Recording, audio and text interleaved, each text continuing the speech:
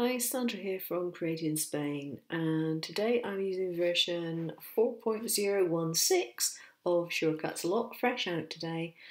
And I just wanted to talk to you a little bit about embossing. I'm not going to go into the details of how to set the actual machine up for embossing, but how to set the software for embossing. Because if you don't do certain things, you won't actually get any results. Okay, so I'm just going to pick a shape here. The only thing that is noted as new for version 4.016 as opposed to the last one is that if you go to the effects and you use a line fill, you have an option to set the angle for it now.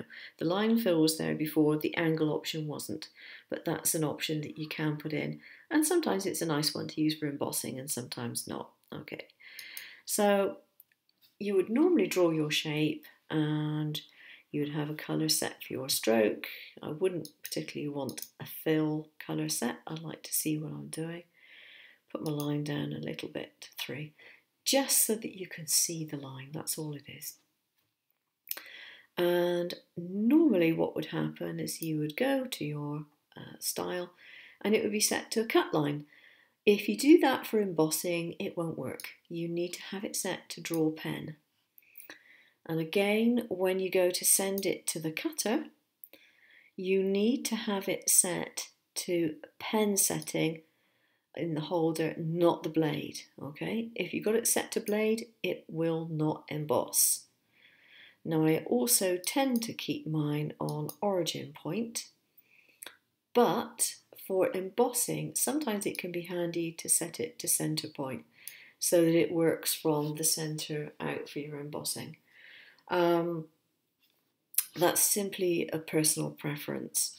Now you must bear in mind too that if you want your embossed design to be cut out, your cutout line, and we'll just draw another one of these, say for a cutout line, that one has to be done separately to make it a cut line. And again, when you go to the cutting option, you will need to set that particular line to be the blade holder, otherwise it's not going to be cutting anything at all. Regards the physicalities of doing embossing, embossing is something that requires you to have some padding underneath the material to be embossed. If you're embossing leather, then you won't need to put anything underneath. Leather tends to have its own padding in a way. But if you're cutting card or a metal foil or something like that, you will need a padding underneath. Craft foam works fine for this, it's not a problem.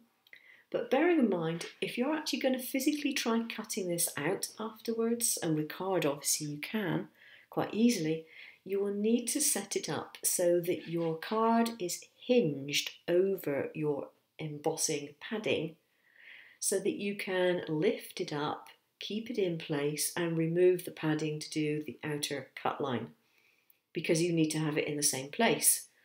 Otherwise you're going to get it in a real mess, and believe me, it's not pretty. The only other real consideration to embossing is whether you want your design to be sticking out or recessed, either embossed or debossed. And I'm never sure which one. I'm never sure which one actually refers to which. But if you're using something which is double-sided, different colour on one side to the other, then you will want to make sure that you have the correct one facing into your padding. Don't leave it to chance. Been there, done that, made a mess. Okay, thanks very much for watching. Hope you enjoyed. Bye-bye.